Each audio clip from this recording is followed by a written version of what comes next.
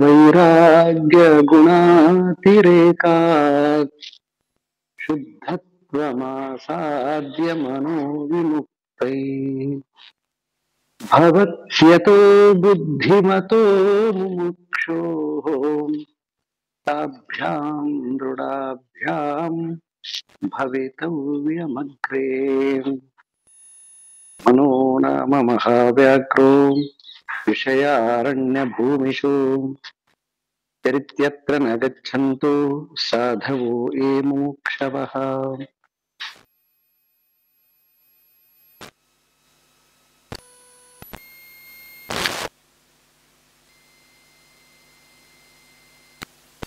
So ರಾಗದ ಜೊತೆಗೆ ಶ್ಲೋಕಗಳನ್ನ ನೀವು ಚಾಟ್ ಮಾಡ್ತಾ ಇದ್ರೆ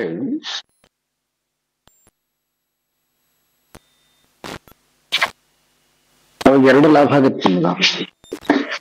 ಶ್ಲೋಕಗಳನ್ನ ಹೇಳೋದ್ರಿಂದ ವಾಗೀಂದ್ರಿಯ ಶುದ್ಧಿ ಆಗತ್ತೆ, ಮತ್ತೆ ಯಾವಾಗ ಅದಕ್ಕೆ ರಾಗ ಜೋಡಿಸ್ತೀರಿ ಅವಾಗ ಮನಸ್ಸು ಸಹಜವಾಗಿ ಮೃದುವಾಗುತ್ತೆ. ಅದಕ್ಕೆ ಭಕ್ತಿಯಲ್ಲಿ ರಾಗವನ್ನು ಸೇರಿಸಿದ್ದಾರೆ. ಕರ್ಮ ಅಂತಂದ್ರೆ ಸ್ಪಷ್ಟವಾಗಿ ಅಕ್ಷರಗಳನ್ನ ಉಚ್ಚಾರ ಮಾಡ್ತಕ್ಕಂಥದ್ದು ಕರ್ಮ. ಅದಕ್ಕೆ ರಾಗ ಸೇರಿಸ್ತಕ್ಕಂಥದ್ದು ಭಕ್ತಿ. ಮತ್ತೆ ಅಲರ್ಟ್ ಆಗಿರ್ತಕ್ಕಂಥದ್ದು ಯೋಗ, ಅದರ ಅರ್ಥ ತಿಳಿತಕ್ಕಂಥದ್ದು ಜ್ಞಾನ. ಹೀಗೆ ಒಂದು ಶ್ಲೋಕದಲ್ಲಿ ಕರ್ಮ, ಭಕ್ತಿ, ಯೋಗ, ಜ್ಞಾನ ಇಷ್ಟನ್ನ ಸೇರಿಸ್ಬೇಕು ಅದಕ್ಕೆ. ಸೊ ದೆನ್ ಅವಾಗ ಅದು ಪೂರ್ಣ ಯೋಗ ಅಂತ.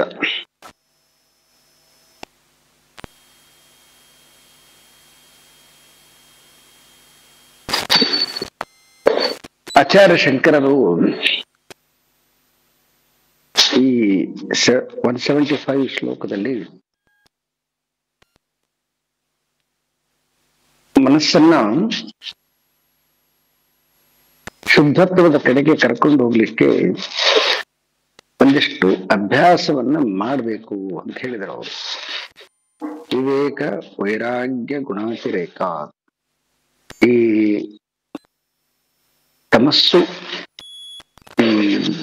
ತಮಸ್ಸಿನಿಂದ ಕೂಡಿರ್ತಕ್ಕಂಥದಕ್ಕೆ ಒಂದಿಷ್ಟು ಜಾಗ್ರತೆ ಮಾಡಬೇಕು. ವಿವೇಕ ಅಂದ್ರೆ ಅದನ್ನ ಎಚ್ಚರಿಸ್ಬೇಕು ಅದನ್ನ.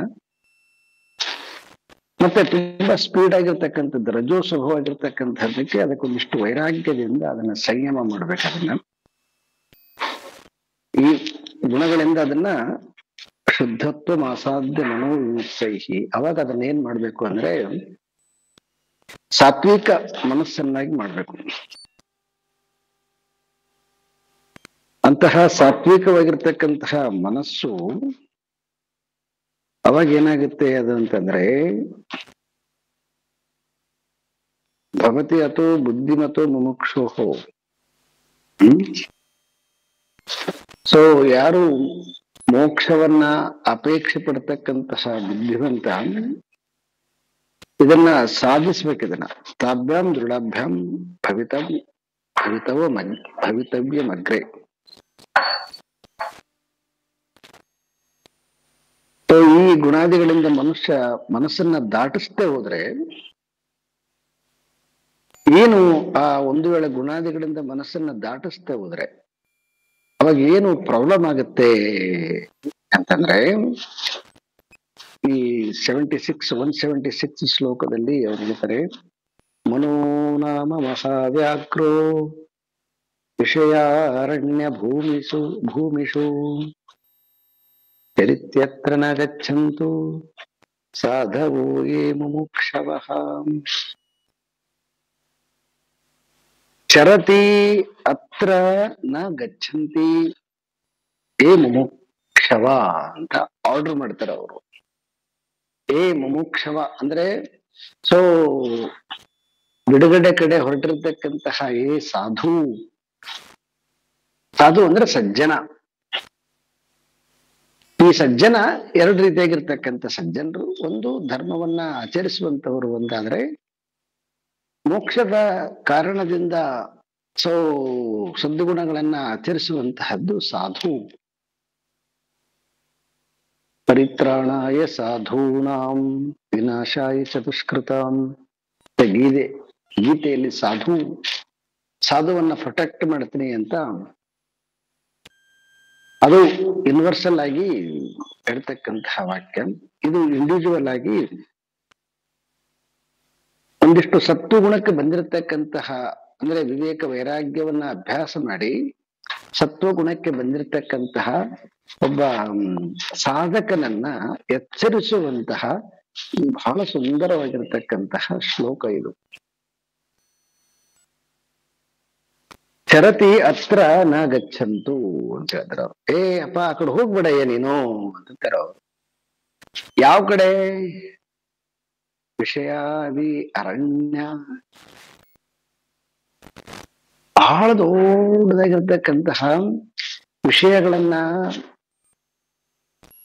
ಪದಗಳನ್ನಾಗಿ ಮಾಡಿಕೊಂಡಿರ್ತಕ್ಕಂತಹ ಅಲ್ಲಿ ಆ ಕಾಡಲ್ಲಿ, ವಿಷಯಗಳ ಕಾಡುಗಳಲ್ಲಿ ಒಂದು ದೊಡ್ಡದು ಬಹಳ ಭೀಕರವಾಗಿರ್ತಕ್ಕಂತಹದ್ದು, ಕ್ರೂರವಾಗಿರ್ತಕ್ಕಂತಹದ್ದು ಒಂದು ಆ ಕಾಡಲ್ಲಿ ಇಡೀ ಕಾಡಿನ ಎಲ್ಲ ಪ್ರಾಣಿಗಳನ್ನ ಎದುರಿಸ್ತಕ್ಕಂಥದ್ದು ಒಂದು ಭಯಂಕರವಾಗಿರ್ತಕ್ಕಂಥದ್ದು ಪ್ರಾಣಿ ಇದೆ. ಅದು ಯಾವುದು ಅಂತಂದ್ರೆ, ವಿಷಯಾದಿಗಳನ್ನ ತಿಂದು ದಷ್ಟಪುಷ್ಟವಾಗಿರ್ತಕ್ಕಂತಹ ಈ ಮನಸ್ಸು ಅಂತಕ್ಕಂತಹದ್ದು ಒಂದು ವ್ಯಾಘ್ರ ಇದೆ. ಮನೋನಾಮ ಮಹಾವ್ಯಾಘ್ರೋ. ಈ ಮನಸ್ಸು ಅಂತಕ್ಕಂಥದಕ್ಕೆ ಅವರು ವ್ಯಾಘ್ರ ಅಂತ ಕರೆದಿದ್ದಾರೆ, ಹುಲಿ ಅಂತ.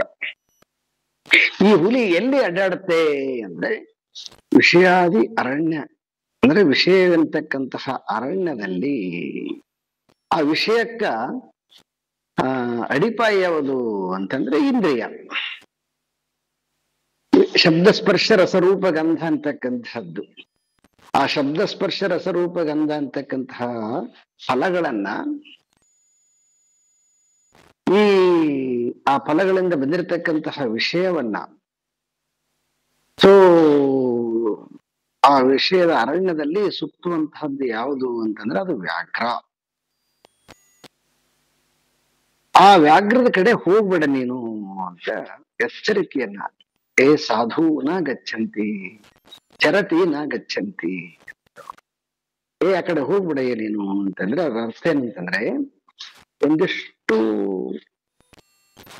ಈ ಎಲ್ಲ ಸತ್ಸಂಗಗಳನ್ನ ಕೇಳಿ ಒಂದಿಷ್ಟು ಚಿಂತನೆಯನ್ನ ಮಾಡ್ತಾ, ಸೊ ಯಾರು ಮನಸ್ಸನ್ನ ಸ್ವಲ್ಪ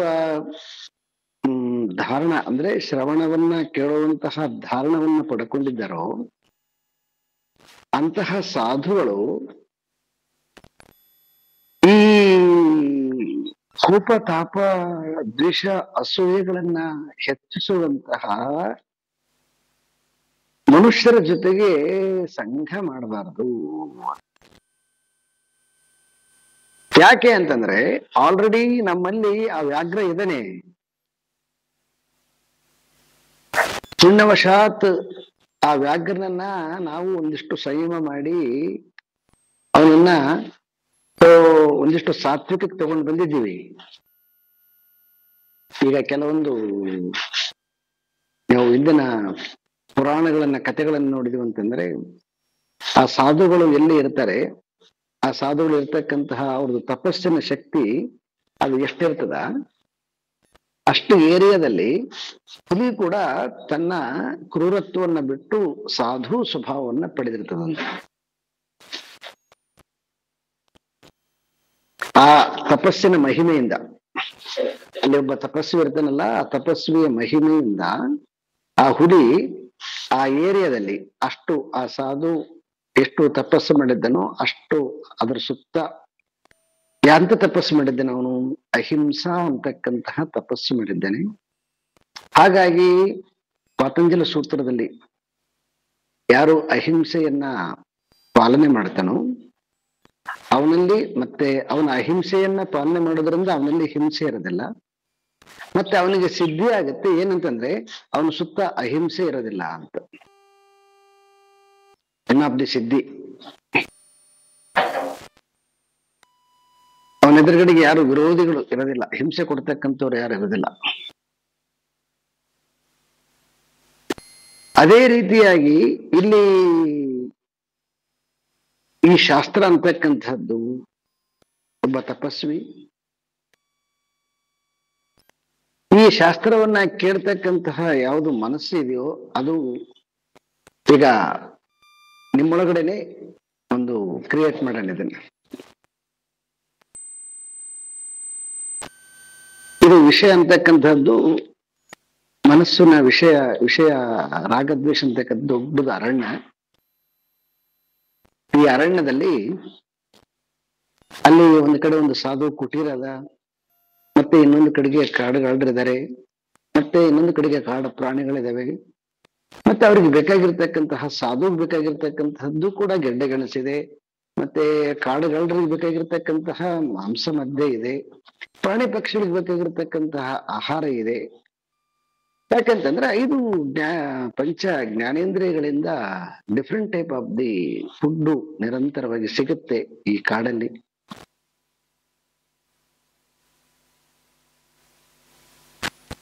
ಹಾಗಿತ್ತಂದ್ರೆ ಇಲ್ಲಿ ತಪಸ್ವಿ ಯಾರು ಅಂತಂದ್ರೆ ಈ ಕಾಡೊಳಗಡೆಗೆ ಯಾವಾಗ ಅವನ ಮನಸ್ಸು ಸಾತ್ವಿಕ ಗುಣವನ್ನ ಪಡಿತದೆ, ಆ ಸಾತ್ವಿಕ ಪಡೆದಿರ್ತಕ್ಕಂತಹ ಕರ್ತೃ ಏನಿದನು ಆ ಕರ್ತೃ ಅವಾಗ ಆ ಸಮಯದಲ್ಲಿ ಅಂದ್ರೆ ಸತ್ಸಂಗವನ್ನ ಕೇಳುವಾಗ ಸತ್ಸಂಗದಲ್ಲಿರುವಾಗ ಅವಾಗ ಅವನು ಸತ್ವಗುಣ ಸಂಪನ್ನನಾಗಿರ್ತಾನೆ. ಆ ಸತ್ವಗುಣ ಸಂಪನ್ನನಾಗಿರುವಾಗ ಅವಾಗ ಅವ್ರೊಳಗಡೆಗೆ ಇನ್ನು ಮನಸ್ಸು ಸತ್ತಿರಂಗಿಲ್ಲ, ಮನಸ್ಸಾಗೆ ಜೀವಂತವಾಗಿರ್ತದೆ. ಯಾಕಂತಂದ್ರೆ ಈಗ ಅವನು ಸತ್ವಗುಣದಲ್ಲಿ ಆಗಿದ್ದಾನೆ.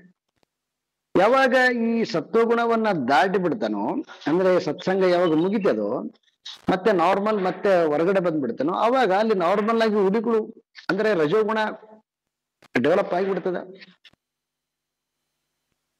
ಇಲ್ಲಿರೋ ತನಕ ಶಾಸ್ತ್ರದ ಚಿಂತನೆ ಇರೋ ತನಕ ಮಾತ್ರ ಅದು ಅಹಿಂಸಾ ಸ್ವರೂಪವನ್ನ ತಳೆದಿರ್ತದೆ ಮನಸ್ಸು.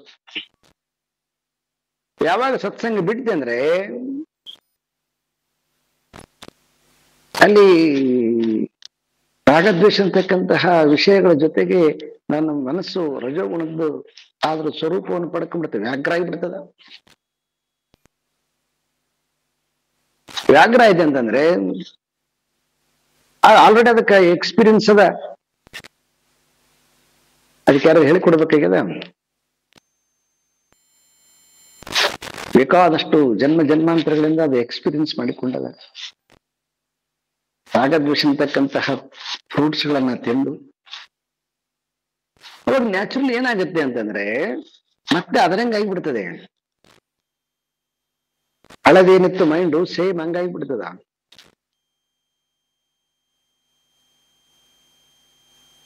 ಒಮ್ಮೆ ಅದ ಕೈಗೂ ಸಿಕ್ಕಾಕೊಂಡ್ಬಿಟ್ಟು ಅಂತಂದ್ರೆ ಯಾವಾಗ ರಜೋಗುಣಕ್ಕೆ ಸಿಕ್ಕಾಕೊಂಡ್ಬಿಟ್ಟು ಅಂತಂದ್ರೆ ನ್ಯಾಚುರಲ್ ಆವಾಗ ಕಾಮ ಕ್ರೋಧಸ್ತತ ಲೋಭ ತಸ್ಮಾತ್ ತತ್ರಯಂ ತ್ಯಜೇತ್ ವಿವಿಧಂ ನರಕ ಸೇದಂ ದ್ವಾರಂ ನಾಶನಮಾತ್ಮನಃ.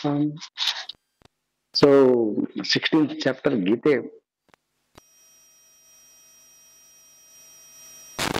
ಅಲ್ಲಿ ಆ ಹುಲಿಗಳ ದೇವ ಕಾಮ ಕ್ರೋಧ ಲೋಭ ಅಂತಕ್ಕಂತಹ ಹುಲಿಗಳ ದೇವ. ಆ ಹುಲಿ ಅಟ್ಯಾಕ್ ಮಾಡಿಬಿಡುತ್ತೆ ನಿನ್ನ ತಕ್ಷಣಕ್ಕ. ಆ ಕಾರಣದಿಂದ ಶಂಕರರು ಇಲ್ಲಿ ಸಾಧು ಆಗಿರ್ತಕ್ಕಂಥವನಿಗೆ ಎಚ್ಚರಿಕೆಯನ್ನು ಕೊಡ್ತಾ ಇದ್ದಾರೆ.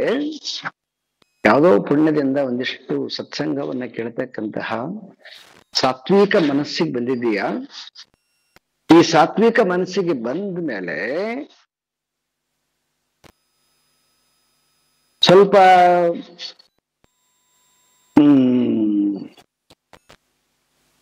ನಿನ್ನೊಳಗಡೆಗೆ ಒಂದಿಷ್ಟು ದೃಢವಾದ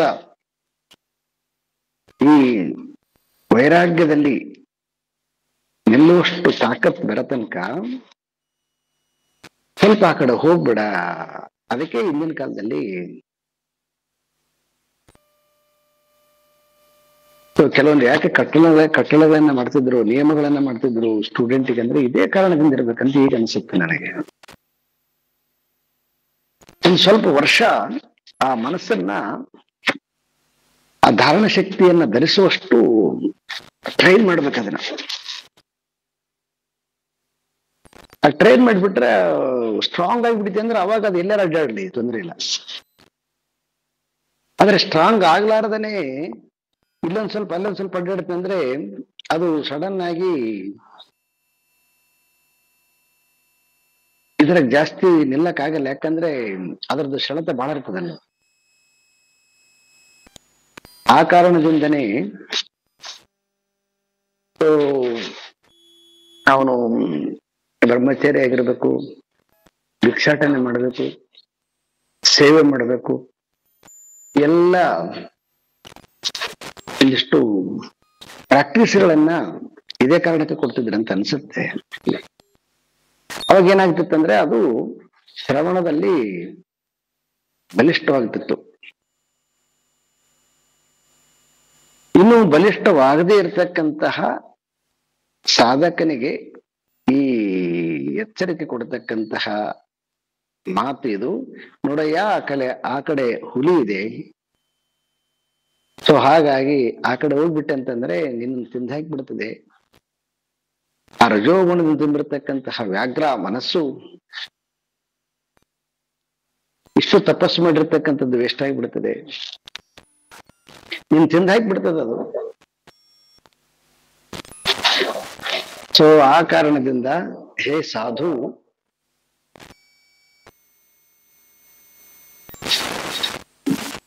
ನ ಗಚ್ಚಂತಿ ಚರತಿ ನ ಗಚ್ಚಂತಿ, ಅತ್ರ ಚರತಿ ನ ಗಚ್ಚಂತಿ. ಆ ಕಡೆ, ಅತ್ರ ಅಂದ್ರೆ ಆ ಕಡೆ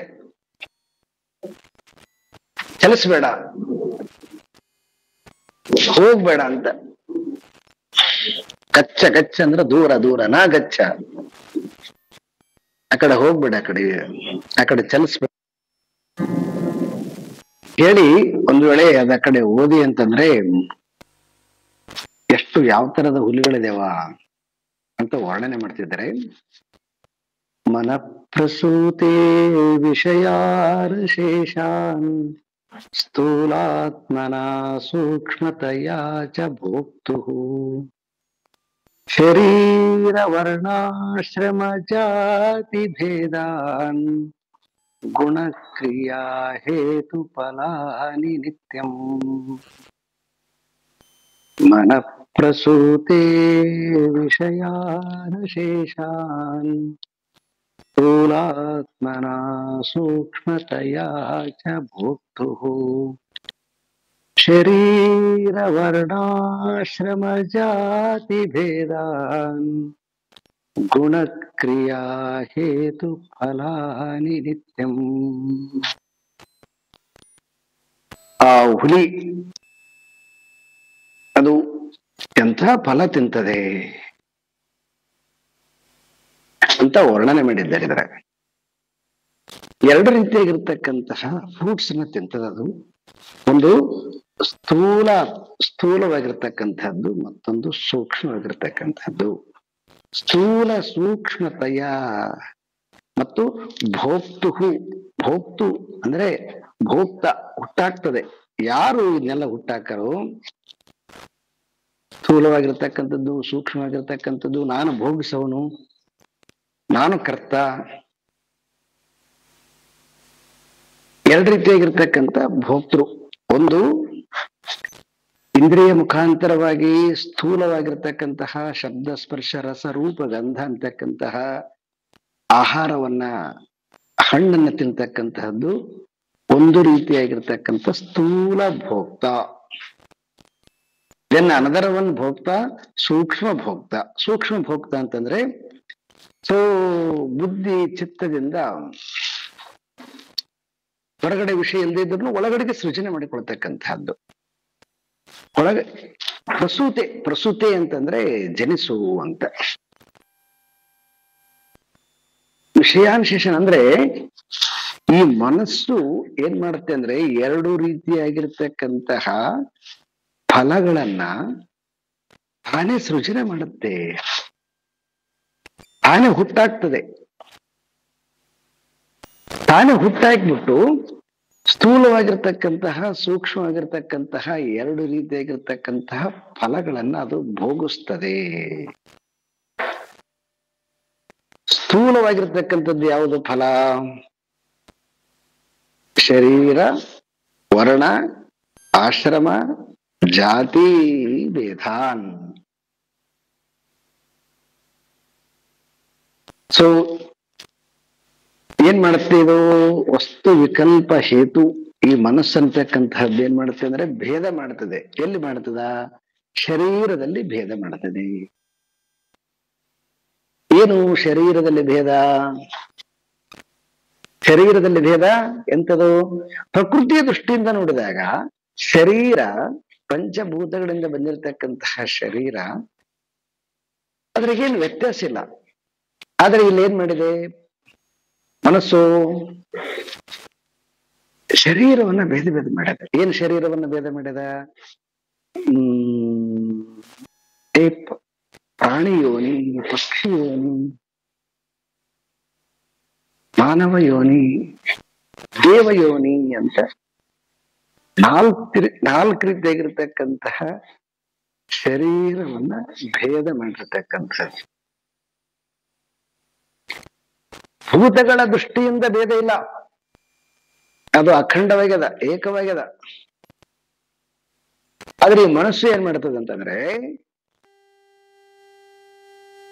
ಪ್ರಾಣಿ ಅದು, ಪಕ್ಷಿ ಅದು, ದೇವತೆ ಗೌರವ ಕೊಡುದು, ಹೀಗೆ ನಾಲ್ಕು ರೀತಿಯಾಗಿರ್ತಕ್ಕಂಥ ಶರೀರ ಭೇದವನ್ನ ಈ ಮನಸ್ಸು ಮಾಡಿ ಆ ಶರೀರಕ್ಕನುಗುಣವಾಗಿ ಆಹಾರ ವಿಹಾರ ವ್ಯವಹಾರಗಳನ್ನ, ಅದು ಸರಿ ಇದು ತಪ್ಪು, ಹೀಗೆ ಅದರ ಮೇಲೆ ಎಲ್ಲ ಬೇಕಾದಷ್ಟು ಪ್ರಾಣಿಶಾಸ್ತ್ರದವರು, ಪಕ್ಷಿ ಶಾಸ್ತ್ರದವರು, ಮನೋಶಾಸ್ತ್ರದವರು, ದೇವತಾ ಶಾಸ್ತ್ರದವರು, ಅವರು ಆಹಾರ ಉಡುಗೆ ತೊಡುಗೆ, ಅವ್ರ ಭೋಗಗಳು, ಮನುಷ್ಯರ ಆಹಾರ ವಿಹಾರ ಉಡುಗೆ ತೊಡುಗೆ, ಮನುಷ್ಯರು ವ್ಯವಹಾರಗಳು, ಪ್ರಾಣಿ ಪಕ್ಷಿಗಳು, ಬೇಕಾದಷ್ಟು ಈ ರೀತಿಯಾಗಿರ್ತಕ್ಕಂಥ ಶಾಸ್ತ್ರಗಳು ಒಂದು ಜನ್ಮ ಓದಿದ್ರೆ ಸಾಕಾಗೋದಿಲ್ಲ. ಅಷ್ಟು ರೀತಿಯಾಗಿರ್ತಕ್ಕಂತಹ ಈ ಭೇದಗಳನ್ನ ಮಾಡಿರ್ತಕ್ಕಂಥದ್ದು ಶರೀರ ರೀತ್ಯ.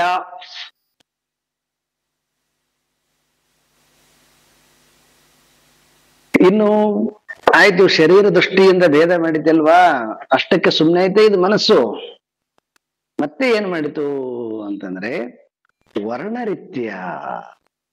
ಏನು ವರ್ಣ? ಇವನು ಬ್ರಾಹ್ಮಣ. ಮನುಷ್ಯರಲ್ಲಿ ಮತ್ತೆ ಮಾಡಿದ್ದು ನಾಲ್ಕು ರೀತಿಯಾಗಿರ್ತಕ್ಕಂಥ ವರ್ಣ: ಬ್ರಾಹ್ಮಣ, ಕ್ಷತ್ರಿಯ, ವೈಶ್ಯ, ಶೂದ್ರ ಅಂತ ಮತ್ತೆ ನಾಲ್ಕು ವರ್ಣ. ವರ್ಣ ಅಂದ್ರೆ ಬಣ್ಣ. ಬಣ್ಣ ಅಂದ್ರೆ ಗೀತೆಯಲ್ಲಿ ಗುಣ ಅಂತ, ಆದ್ರೆ ಇಲ್ಲಿ ಹೊರಗಡೆಗೆ ನಾವು ಅದನ್ನ ಗುಣ ಬಿಟ್ಬಿಟ್ಟಿದ್ದೀವಿ.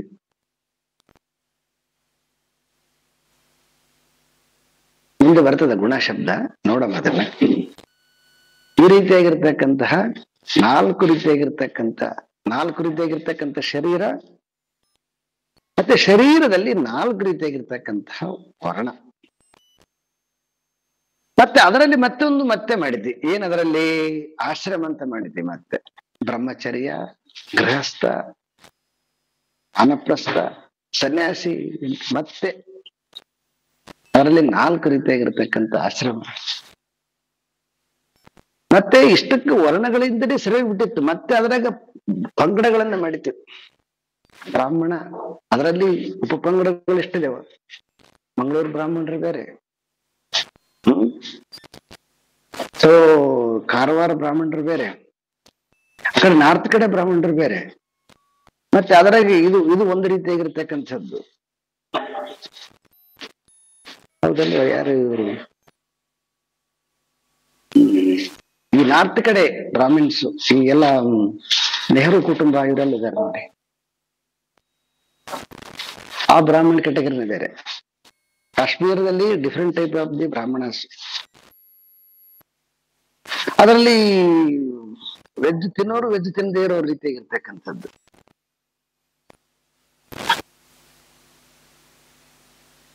ಸೊ ಇನ್ನು ಅದರಲ್ಲಿ ಮತ್ತೆ ಡಿಫ್ರೆಂಟ್ ಟೈಪ್ ಆಫ್ ದಿ ಜಾತಿಗಳು ಒಂದೊಂದು ಒಂದೊಂದು ಜಾತಿಯಲ್ಲಿ, ಒಂದು ಬ್ರಾಹ್ಮಣ ಜಾತಿಯಲ್ಲಿ ಮತ್ತೆ ಕೆಟಗರಿ ತುಂಬಾ ಇದಾವ. ಒಂದು ಲಿಂಗಾಯತ ಜಾತಿಯಲ್ಲಿ ಅದರ ಕೆಟಗರಿ, ಒಕ್ಕಲಿಗ ಅದರ ಕೆಟಗರಿ, ನಾಯಕ ಅದರ ಕೆಟಗರಿ. ಅದಕ್ಕ SC ST ಅಂತ ಗೌರ್ಮೆಂಟ್ ಮಾಡಿ ಮಾಡಿ ಮಾಡಿ ಮತ್ತೆ ಅದನ್ನೇನ್ ಮಾಡ್ಬಿಡುತ್ತೆ ಅಂದ್ರ OBC ಅಂತೇಳಿ ಏನೇನೋ ಒಂದು ಗ್ರೂಪ್ ಕೊಡಕ್ ಶುರು ಬಿಡುತ್ತೆ. ಮತ್ತೆ ಈ ದೇಶದಲ್ಲಿ ಎಷ್ಟು ಜಾತಿಗಳಿದಾವ, ಮತ್ತೆ ಎಷ್ಟು ಭಾಷೆಗಳಿವೆ ಅಂತಂದ್ರೆ ಇನ್ನು ಕೆಲವೊಂದು ಅಧಿಕೃತವಾಗಿರ್ತಕ್ಕಂಥ, ಅಧಿಕೃತ ಇಲ್ಲದೆ ಇರ್ತಕ್ಕಂಥ ಸುಮಾರು ಅದಾವ.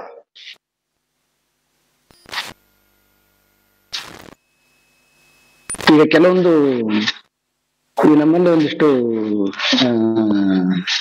ಇರೋದಿರ, ಅದು ಯಾವ ಭಾಷೆನ ಅದು ಅವ್ರ ಮನೆ ಫ್ಯಾಮಿಲಿ ಯಾವ್ದು ಮದರ್ ಟಂಗ್ ಅವ್ರದ್ದೇ ಭಾಷೆ ಅದು, ಆ ಮನೆಗೆ ಅಷ್ಟೇ ಮಾತಾಡ್ತಾರೆ ಅದನ್ನ. ಅದು ಹಿಂದಿನೂ ಅಲ್ಲ, ಮರಾಠಿನೂ ಅಲ್ಲ, ಯಾವ್ದಲ್ಲ ಅದು, ಅದೊಂಥರದ ಭಾಷೆ ಅದು. ಅದಕ್ಕೆ ಲಿಪಿನೂ ಇಲ್ಲ ಅದಕ್ಕೆ.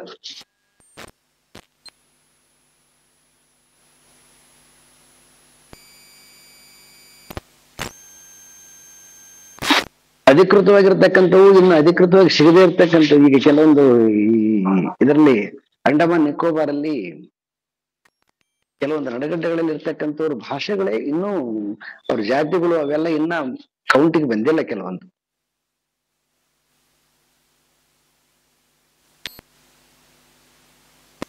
ಸುಮಾರು ಸಬ್ ಡಿವಿಷನ್, ಅದು ಸಬ್ ಡಿವಿಷನ್ ಮಾಡಿ ಅದು ಏನು ಪಾಪ ಅದಕ್ಕೆ ಧರ್ಮ ಸೇರಿಸ್ಬಿಟ್ಟು, ಹಬ್ಬ ಅದ್ಭುತವಾಗಿರ್ತಕ್ಕಂಥ ಧರ್ಮ ಸೇರಿಸಿ. ನಾನು ಇನ್ನ ಹಿಂದೂಗಳಲ್ಲಿ ಹೇಳ್ತಾ ಇದ್ದೀನಿ, ಇನ್ನು ನಾವು ಬೇರೆ ಬೇರೆ ಹೋಗ್ಲಿಲ್ಲ ಕಡೆಗೆ. ಮುಸ್ಲಿಮ್ಸ್ ಬೇರೆ, ಕ್ರಿಶ್ಚಿಯನ್ ಬೇರೆ, ಬೌದ್ಧರು ಬೇರೆ, ಸಿಖ್ರು ಬೇರೆ. ಮತ್ತೆ ಅದರಲ್ಲಿ ಸಬ್ ಡಿವಿಷನ್ಗಳು ಸುಮಾರು ಅದೇವ.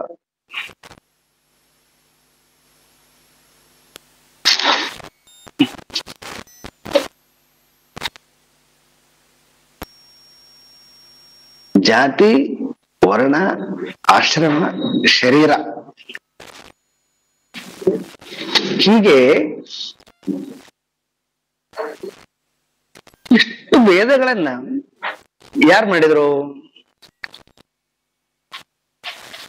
ಇಷ್ಟು ಭೇದಗಳನ್ನ ಮಾಡಿದ್ದು ಶಾಸ್ತ್ರ ಅಲ್ಲ, ಇಷ್ಟು ಭೇದಗಳನ್ನ ಮಾಡಿದ್ದು ಮನಸ್ಸೇ.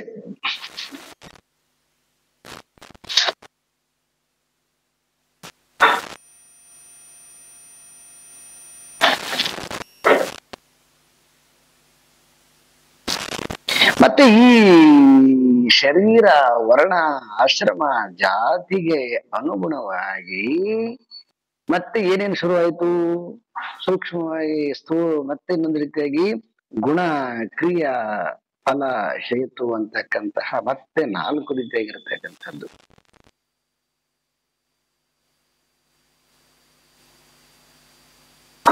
ಮತ್ತೆ ಈ ನೋಡಿ ಎಷ್ಟು ವಿಚಿತ್ರ ಮಾಡಿದೆ ಅಂದ್ರೆ, ಮತ್ತೆ ಅವಾವ ಜಾತಿಯವರು ಪೂಜಿಸ್ತಕ್ಕಂತಹ ಅನೇಕ ರೀತಿಯಾಗಿರ್ತಕ್ಕಂಥ ದೇವತೆಗಳನ್ನು ಸೃಷ್ಟಿ ಮಾಡಿತಿದ್ರು ಮನಸ್ಸು. ಇವರು ಈ ಜಾತಿಯವರು ಇದನ್ನ ಪೂಜೆ ಮಾಡ್ಬೇಕು, ಇದೇ ದೇವರನ್ನ ಪೂಜೆ ಮಾಡ್ಬೇಕು, ಇದೇ ಶ್ರೇಷ್ಠ.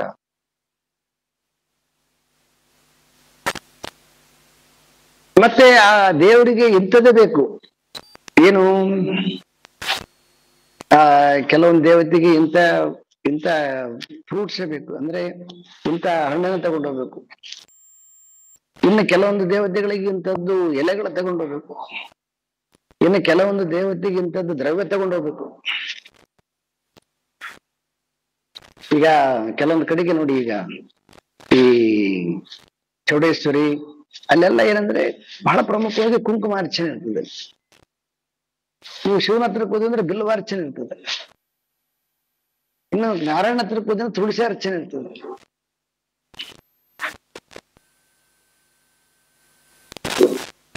ಬೇರೆ ಬೇರೆ ಪರ್ಣಗಳು ಮತ್ತೆ ಅದಕ್ಕೆ ಅನುಗುಣವಾಗಿ ಕ್ರಿಯೆನೂ ಬೇರೆ ಬೇರೆ.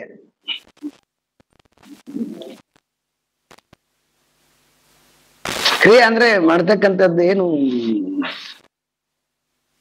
ಪ್ರದಕ್ಷಿಣೆ ಇರ್ಬೋದು, ನಮಸ್ಕಾರ ಇರ್ಬೋದು, ಅದು ಪೂಜಾ ಪರಿಕರಗಳಿರ್ಬೋದು.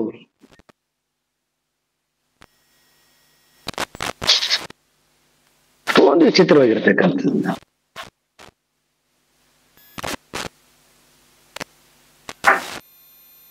ಮತ್ತೆ ಅದಕ್ಕೆ ಫಲನೂ ಬೇರೆ ಬೇರೆ.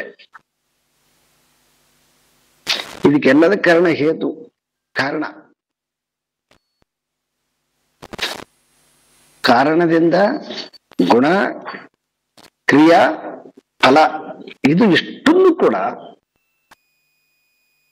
ಇದು ಯಾರು ಇದನ್ನ ಅಂತಂದ್ರೆ ಈ ವ್ಯಾಘ್ರ ರೂಪನಾಗಿರ್ತಕ್ಕಂತಹ ಮನೋರೂಪದಲ್ಲಿರ್ತಕ್ಕಂತಹ ಹುಲಿ ಪ್ರಸೂತೆ ಅಂತಾರೆ ಅವರು.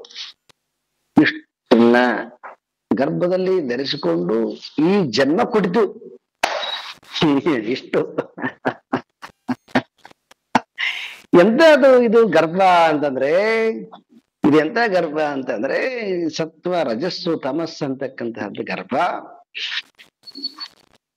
ಈ ಗರ್ಭದಿಂದ ಇಷ್ಟು ವೆರೈಟಿ ಆಫ್ ದಿ ಜಾತಿ, ವರ್ಣ, ಆಶ್ರಮ, ಶರೀರ, ಗುಣ, ಕ್ರಿಯಾ, ದ್ರವ್ಯ, ಫಲ, ಗುಣ, ಕ್ರಿಯಾ, ಹೇತು, ಫಲ, ಇಷ್ಟು ಡಿಫ್ರೆಂಟ್ ಟೈಪ್ ಆಫ್ ದಿ. ಇಂಥ ಭೀಕರವಾಗಿರ್ತಕ್ಕಂತಹ ಹುಲಿ ಕೈಯಾಗ ಸಿಕ್ಕಾಕೊಂಡ ಅಂತಂದ್ರೆ ಅಯ್ಯ ನೀನು ವಾಪಸ್ ಬರಂಗಿಲ್ಲ.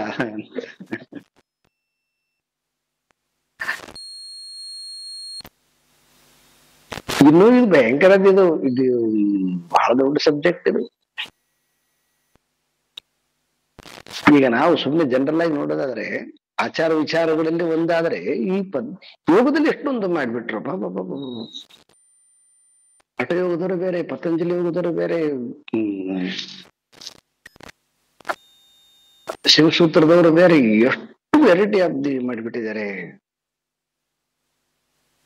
ಮತ್ತೆ ಅದು ಪತಂಜಲಿ ತಗೊಂಡು ಬೇರೆ ಬೇರೆ ಮಾಡಿದ್ದಾರೆ. ಮತ್ತೆ ಕ್ರಿಯಾ ಯೋಗದವರು ಬೇರೆ,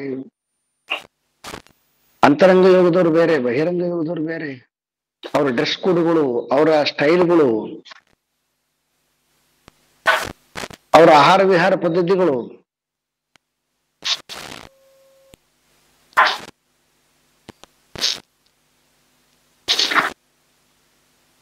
ಎಷ್ಟೊಂದು ವಿಚಿತ್ರ.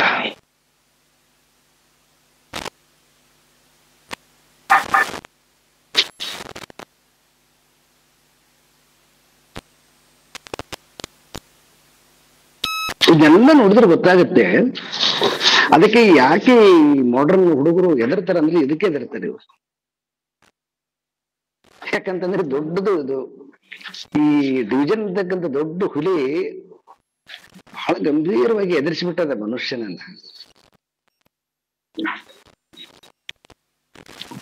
ಅದಕ್ಕೆ ಯಾಕೆ ಅಧ್ಯಾತ್ಮ ಇವೆಲ್ಲ ಯಾಕೆ ಎದರ್ತಾರೆ ಅಂದ್ರೆ ಈಗ ನಮ್ಗೆ ಗೊತ್ತಾಗುತ್ತೆ. ಇದು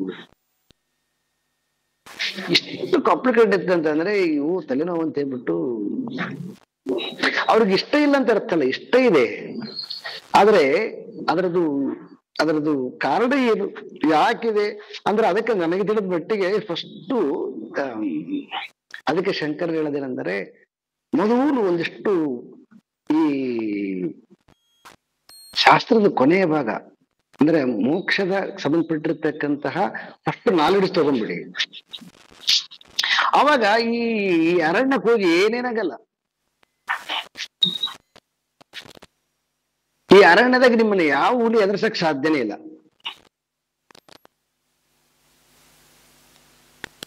ನಾನು ಸುಮಾರು ಎಲ್ಲಾ ತರದ ಹುಲಿಗಳನ್ನ ಒಂದಿಷ್ಟು ನನಗೆ ಅನುಭವ ಮಟ್ಟಿಗೆ ನೋಡಿದ್ದೀನಿ.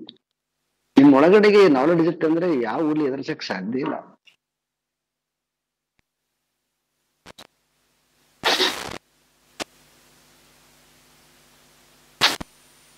ಯಾರೋ ಒಬ್ರು ಸಾಧುಗಳು ನಾನು ನೋಡಿದೆ ಒಂದ್ಸಾರಿ, ಅಲ್ಲೇ ಅದು ಹೀಗೆ ಹಾಕ್ಬೇಕು ನಮಸ್ಕಾರ ಅಂತ. ಅದೆಲ್ಲ ಆ ತರ ನಮಸ್ಕಾರ ನನಗೆ ಮಾಡಕ್ ಬರೋದಿಲ್ಲ. ನಮಸ್ಕಾರ ಮಾಡಕ್ ಬರೋದಿಲ್ಲ ಅಂದ್ರೆ ಸುಟ್ಟು ಬಿಡ್ತೀನಿ ಅಂತಂದ್ರು ಅವ್ರ ಪಾಪ. ಅಲ್ಲ ನೀನ್ ಸುಡದೇ ಇದ್ದದ್ನು ಏಜ್ ಬಂದ್ಮೇಲೆ ಸಾಯ್ತೀನಿ ನಾನು, ಹೊಸದೇನಾರ ಹೇಳು ಅಂತಂದೆ ನಾನು. ಇನ್ನೇನಾದ್ರು ಹೊಸದ್ ಹೇಳಯ್ಯ ನೋಡೋಣ. ಹುಟ್ಟೋದು, ಸಾಯೋದು, ದುಃಖ ಪಡೋದು ಇದೇನು ಯಾರು ನೀನು? ಎಲ್ಲ ಜಗತ್ತು ಕ್ರಿಯೇಷನ್ ಐತೆ ಆಲ್ರೆಡಿ. ಹೊಸದೇನ್ ಮಾಡ್ತೀಯ ನೀನು? ಹೊಸದಲ್ಲಿ ಏನಾದ್ರೂ ಮಾಡಲ್ಲ ನೋಡೋಣ. ಯಾವಾಗ ನಿಮಗೆ ಈ ತರ ಸ್ಟ್ಯಾಂಡ್ ಪಾಯಿಂಟ್ ಬರುತ್ತಂದ್ರೆ, ನಾಲೆಡ್ಜ್ ಇತ್ತಂದ್ರೆ ಅವಾಗಿಂತ ಹುಲಿಗಳು ಯಾವ ಎದುರಿಸಲ್ಲ ನಿಮ್ಮನ್ನ. ಅದು ಎಂತದರಾಗಿರ್ಲಿ ವ್ಯಾಘ್ರ.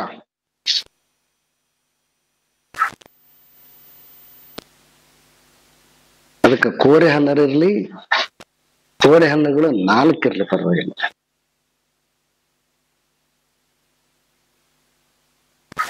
ಯಾವಾಗ ನಿಮಗೆ ನಾಲೆಡ್ಜ್ ಇಲ್ಲ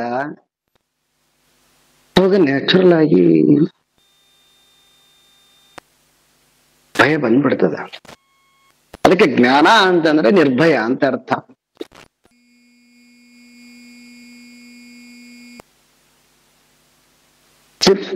ಜ್ಞಾನ ಅಂದ್ರೆ ನಿರ್ಭಯ. ಅದಕ್ಕೆ ಶಂಕರ್ ಇಲ್ಲಿ ಏನ್ ಹೇಳ್ತಿದ್ದಾರೆ, ಇನ್ನೂ ಶಾಸ್ತ್ರದ್ದು ತಾಕತ್ತು ಬೆಳೆಸ್ಕೊಂಡಿಲ್ಲ, ಒಂದಿಷ್ಟು ಉತ್ತಮವಾಗಿರ್ತಕ್ಕಂತಹ ಕರ್ಮಗಳನ್ನ ಮಾಡ್ತಾ ಒಂದಿಷ್ಟು ಸಾಧು ಸಜ್ಜನಾಗಿದ್ದೀಯಾ, ಏನೋ ಒಂದಿಷ್ಟು ಪುಣ್ಯವಶಾತ್ ಒಂದಿಷ್ಟು ಶ್ರವಣ ಕೇಳ್ತಾ ಇದ್ದೀಯಾ, ಶ್ರವಣ ಕೇಳೋದ್ರಿಂದ ಏಕ್ದಮ್ ಆಗಿ ಕಾಡಿಗೆ ಇಳಿಬೇಡ. ಯಾಕಂತಂದ್ರೆ ಆ ಹುಲಿ ಎದುರು ನಿಂತ್ಕೊಳಕ್ ಆಗಲ್ಲ ನಿನಗೆ. ಅದಕ್ಕೆ ನಾನು ಯಾವಾಗ್ಲೂ ಕೂಡ ಈ ಸತ್ಸಂಗದಲ್ಲಿ ಹೇಳುವಾಗ ಯಾರಿಗ್ ಹೇಳಕ್ ಹೋಗ್ಬೇಡ್ರಿ, ಯಾರಿಗ್ ಹೇಳಕ್ ಹೋಗ್ಬೇಡ್ರಿ, ಯಾರಿಗ್ ಹೇಳಕ್ ಹೋಗ್ಬೇಡ್ರಿ. ಯಾಕಂದ್ರೆ ಅದು ಬಲಿಷ್ಠವಾಗಿರ್ತಕ್ಕಂಥ ರಜೋಗುಣ ಜೊತೆಗೆ ನಿಮ್ಗೆ ನಿಲ್ಲಕ್ ಆಗೋದಿಲ್ಲ. ಯಾಕಂದ್ರೆ ತಾಕತ್ತಿಲ್ಲ ನಿಮ್ಮ ಹತ್ರ. ಏನೋ ಒಂದಿಟ್ಟು ಕೇಳಿದ್ದೀರಿ, ಕೇಳಿದ್ರೆ ನಂದಿಷ್ಟು ಏನೋ ಮಾಡ್ಬೇಕಂತ ಮನಸ್ಸು, ಒಂದ್ಮೇಲೆ ಫೀಲ್ಡ್ ಹೇಳಕ್ ಹೋಗ್ತೀರಿ. ಫೀಲ್ಡ್ ಇಳಿದ್ಮೇಲೆ ಅಲ್ಲಿ ಇಲ್ಲಲ್ಲವ, ತಾಕತ್ತಿಲ್ಲ ನಿಮ್ಮ ಹತ್ರ. ಇಲ್ಲದ ವೈರಾಗ್ಯಲ್ಲಿ ಬಂದದ. ವೈರಾಗ್ಯದಕ್ಕಿಂತ ಮೊದಲು ಜ್ಞಾನನೇ ಸ್ಪಷ್ಟವಾಗಿಲ್ಲಲ್ಲ. ಎಲ್ಲಿ ಹೇಳತ್ತಪ್ಪ ಕರೆಕ್ಟು? ವಾಸಾಂಸಿ ಜೀರ್ಣಾನಿ ಯಥಾ ವಿಹಾಯ ನವಾನಿ ಗೃಹಾತಿ ನರೋಪರಾಣಿ ತಥಾ ಶರೀರಾಣಿ. ಏನ್ ಬಹಳ ಚೆನ್ನಾಗಿ ಶ್ಲೋಕಗಳನ್ನ ಹೇಳ್ಬೋದು ಕರೆ, ಆದ್ರೆ ನಾನು ಆತ್ಮ, ನಾಶ ಇಲ್ದಿರ್ತಕ್ಕಂಥವನು, ನನ್ನನ್ನು ಯಾರು ಏನ್ ಮಾಡಕ್ ಸಾಧ್ಯ ಇಲ್ಲ. ಅಚ್ಛೇದ್ಯೋ ಯಮದಾಹ್ಯೋಯಂ ಅಕ್ಲೇದ್ಯೋ ಶೋಷ್ಯೇ ವಚ. ಇದೆಲ್ಲಿ ಎಲ್ಲಿ ಗಟ್ಟಿಯಾಗಿ ಹೇಳ್ರಿ ಫಸ್ಟ್. ಯಾವ್ದನ್ನ ಕಡೆ ಗಟ್ಟಿ ಆಗ್ಲಾರ್ದೆ ಒಮ್ಮೆಲೆ ನೀವು ವರ್ಲ್ಡ್ ಕಪ್ ಹಿಡಿತೀವಿ ಅಂದ್ರೆ ಹೆಂಗ?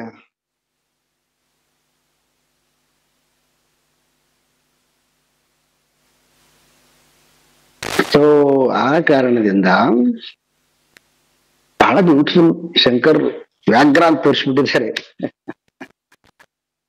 ಮನೋ ವ್ಯಾಘ್ರ.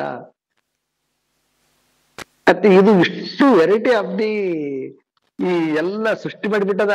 ಎಷ್ಟೊಂದು ಸೃಷ್ಟಿ ಮಾಡಿದ, ಜಾತಿ, ವರ್ಣ, ಆಶ್ರಮ, ಶರೀರ, ಇಷ್ಟೊಂದು ಸೃಷ್ಟಿ ಮಾಡಿದ. ಅದಕ್ಕೆ ರಿಲೇಟೆಡ್ ಆಗಿರ್ತಕ್ಕಂಥದ್ದು ಎಷ್ಟು ಎಷ್ಟು ಎಷ್ಟು ಜನ ನೋಡಿ ದುಃಖ ಪಡ್ತಾರೆ. ಯಾರೋ ಒಬ್ರು ಕ್ರಿಶ್ಚಿಯನ್, ಒಂದು ಹುಡುಗಿ ಮದುವೆ ಆಯ್ತು, ಒಂದು ಹುಡುಗ ಮದುವೆ ಆಯ್ತು, ಮುಸ್ಲಿಮ್ಸ್, ಏನ್ ನೋಡಿ ಏನು ಎಷ್ಟು ಒಮ್ಮೆಲೆ ಎಷ್ಟೊಂದು ಶಾಕ್ ಆಗುತ್ತೆ. ಅದನ್ನೆಲ್ಲ ನಾನು ಸರಿ ಅಂತ ಹೇಳ್ತಾ ಇಲ್ಲ, ಮತ್ತೆ ತಪ್ಪಾಗಿ ಅರ್ಥ ಮಾಡ್ಕೊಬಿಡ್ರಿ. ನನ್ ಪ್ರಶ್ನೆ ನಾನು ಹೇಳೋದೇನಂತಂದ್ರೆ, ಎಷ್ಟು ಸಡನ್ ಆಗಿ ಭಯ ಬಂದ್ಬಿಡ್ತದೆ ಅಂತ.